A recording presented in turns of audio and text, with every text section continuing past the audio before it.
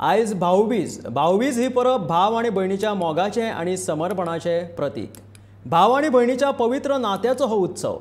रक्षाबंधनाच्या वेळार भाव आपल्या भयणीचे सदैव रक्षण करपाचे वचन दिता।